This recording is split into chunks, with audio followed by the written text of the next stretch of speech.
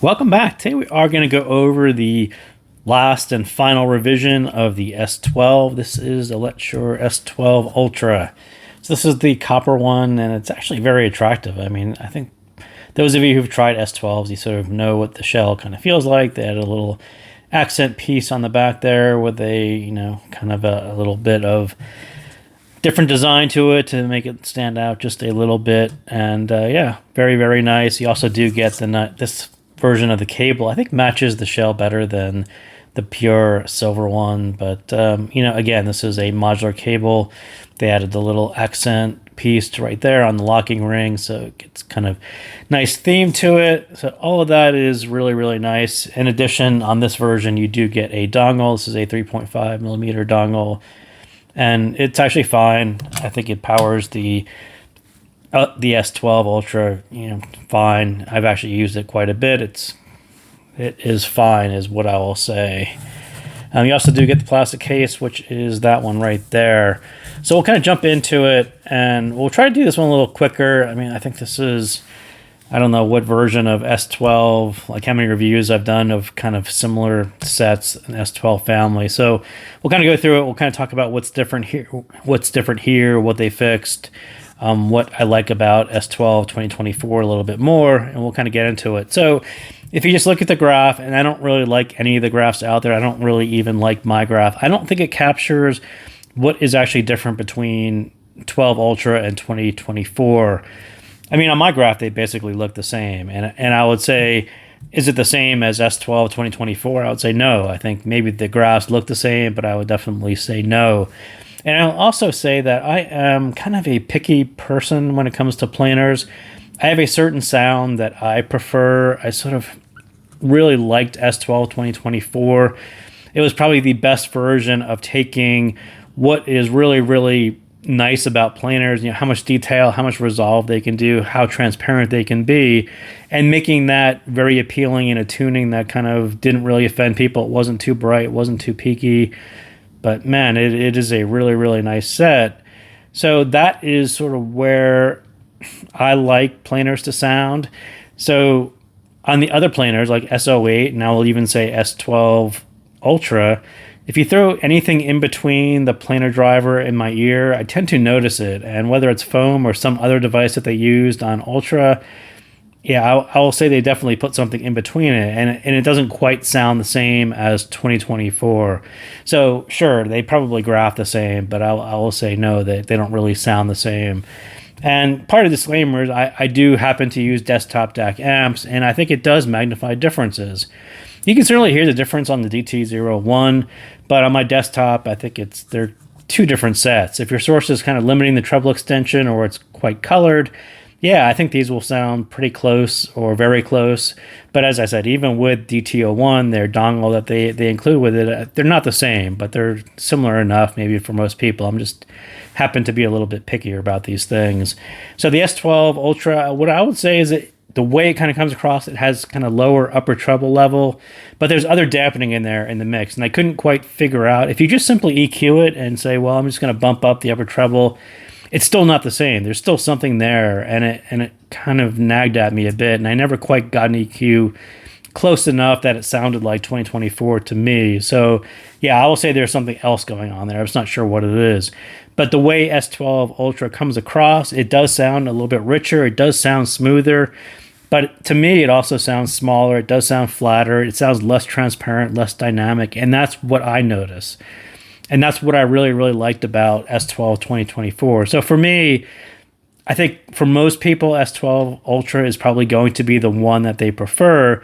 For me, I do like the kind of the original rawness and dynamics and transparency of 2024.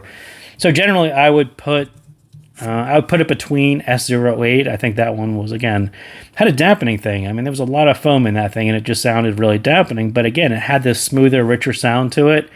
So I will say that 12 Ultra is better than S08 for me, but not quite as nice as S12 2024, just in my opinion. But it is probably going to be the planar that you should buy rather than trying to save money with other brands. And I've tried quite a few of them. I've never really found another brand who put together a planar. Maybe MP145 was about as close as it gets. The Shozi P20 was actually pretty good too, but there weren't that many planars, even though they said they were using the same driver as S12, that really were tuned as well as S12 or S12 Pro, and not even close to S12 2024. So I'd say, save your money. Don't go looking to save a few dollars, even though people say it's the same driver and it sounds the same. They typically did not. So the one thing that I've always said kind of all along, if you bought KZ PRX at about $35, that was always the kind of the outlier one. Was it was so cheap and so capable, and it still came across as a very planar style set that, that was a bargain. That was a really, really nice value, and there wasn't that much of a motivation to upgrade to S12 Pro. So if you do happen to have PRX and you did buy kind of around that $35 price point, I'd say, it's finally S12 Ultra is probably a nice upgrade to that. It's a really nice, smooth upgrade to that. Again, it sounds a little bit richer and smoother, and I sort of can get why people would want to upgrade from the PRX. But, part of me still says, man, that was a really great set at $35 and enjoy it. But for those of you who do want a smoother, more refined version of planar, then that is exactly what S12 Ultra is going to do for you. So the pros of buying the S12 Ultra, I think even at $169, even at full price, which I think that's what it is, it still sounds more coherent, more resolved, more natural than most $200 hybrids and $100 single dynamic drivers. And that's been sort of the planar, characteristic all along. Was it is a single driver, but it tends to be more capable than most dynamic drivers. It's more capable than most hybrids because it's a single driver, so it's more coherent. But technically, the amount of resolve that you can get out of a planar driver was always quite amazing. And those of you who like single dynamic drivers for bass, you like the air, that feeling that dynamic drivers can hit, that maybe planars weren't for you. Some of the planars were too bright, and those weren't a good match for other people. But, something like S12 Ultra, I think it probably is better than, a lot of $200 hybrids that just weren't all that good. I mean, they were kind of okay, but if you just want a single driver that is very resolving, very capable, and still has kind of a warmish, very coherent sound signature, that's kind of where the advantage of where S12 was. And some of the previous ones were just a little bit too bright for people, too much treble. And so now we have S12 Ultra, and it kind of gets you down into the, very general appealing style of tuning. So while it might not be my perfect planar, I will sort of acknowledge that it does take what was general appealing about SO8, right? So why did SO8 kind of pop out and stick in people's minds? Why did it have the longevity that some of the other planars didn't have? Is because they brought down the treble level to the point where it was much smoother. It sounded almost like a dynamic driver. And that was a very appealing thing to most people.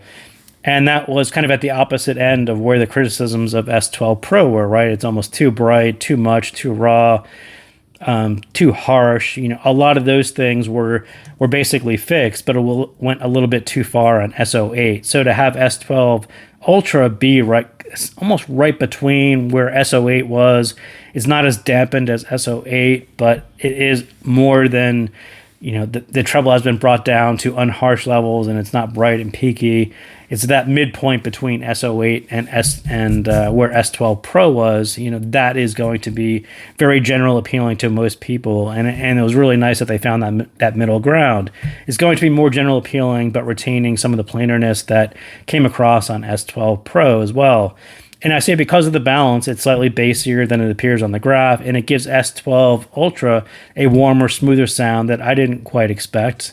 That should have said I didn't expect. I didn't actually expect it. I thought it was going to be very close to S12 2024, but when you kind of knock this down a little bit, it does come across as a little bit bassier than it appears on the graph. And I think this will give S12 Ultra that longevity, kind of in the same way that SO8 had longevity. It just comes across, more general appealing. People will find this more pleasing, less offensive. It's a lot safer than the S12 Pro was, but I would say it still retained a lot of the planarness from S12 Pro, but it's been kind of pulled in and made a little bit more general appealing in the same way that SO8 was. So again, it's a really nice middle ground between the two. And the mids will feel weightier. Again, this will feel to most people just having those S12 Pro, especially right there. You know, those male vocals may have been a little bit thinner. It may have been too over energetic on the female vocals. All those things have been pulled back, and it sounds a little bit weightier because of what they did in the upper treble on Ultra. So why do I prefer S12 2024? So I'm very much into transparency. I'm also into stage. So if you listen to Agnes Obel's The Curse or Radiohead's Everything in the Right Place, not everything is in the right place on S12 Ultra. It's close. It's just too in your head, too inward, not as open sounding. Those of you who hear soundstage as mostly left and right, as kind of things that are panning left and right, and you say, oh, this sounds really nice, it's nice and wide, you guys will probably really dig Ultra. It's very much, that's fine. It does left and right quite well. It's kind of almost wide enough for that. But for those of you who are into these particular tracks, have a lot of height to them. And if you have this sense of where the vocals are and where the instruments are around you in three-dimensional space, kind of around your head, this one doesn't quite do it. S12 2024 does that in a much better way. So it was the first thing that I noticed, and I sort of knew right away listening to S12 Ultra, I'm like, this one's a nice set, probably not going to be for me. And then as soon as I started listening to 2024 again, I'm like, yeah, this one's not quite my thing. But for people who just hear stage as kind of left and right and width, I think you guys will get along quite well with it. And I'll admit that most people are going to prefer Ultra, but what I loved about S12 2024 was that it really did reveal parts of tracks that I hadn't heard in a while. It's extremely resolving, very transparent, very dynamic, and I wanted to revisit my playlist and hear tracks that I just haven't heard in a while, and I wanted to hear them on S12 2024. It went really beyond good playback, and it really created experiences for me, and that's kind of rare at $200, and that's why it was really special to me at the time. And revisiting it for S12 Ultra kind of brought back all of those things. Like, this is okay to listen to, but it's, for me, it's just not the same as S12 2024. It didn't really create that experience like that set still can do today. And going back and forth, I just kind of kept on leaving this one on my desk and listening to 2024 more than Ultra. And again, I'm kind of a planar bass fan. I think there are moments when Ultra gets a little bit boomy. Again, without more kind of this upper treble contribution, the bass has more presence. And again, I'm a little bit picky on this and how much boom there is to the bass, and it just kind of creeps up on you on this one more so than it did on 2024. And I think planars need to sound consistently end-to-end resolved, otherwise it becomes distracting, and it's sort of what happened here. And Republic is ready to go. It's not really the height, not really the separation, and I will sort of apologize for anyone who tries to listen to that song. It's kind of a tough one to listen to. It's not the best song to listen to, but on here, it sort of emphasizes what doesn't really work on Ultra, which worked on 2024. That kind of track where it kind of gets all overlapping and everything is in the same central image. Yeah, that's kind of a tough one to listen to. And it's, yeah, you need a lot of space. You need quite a bit of space on the soundstage. Everything needs to have its own place, and that's sort of what goes wrong for me on Ultra, and kind of why I said it's everything isn't quite in the right place, and that's how I would sum up S12 Ultra. But thank you guys again for tuning in, and I will see you next time.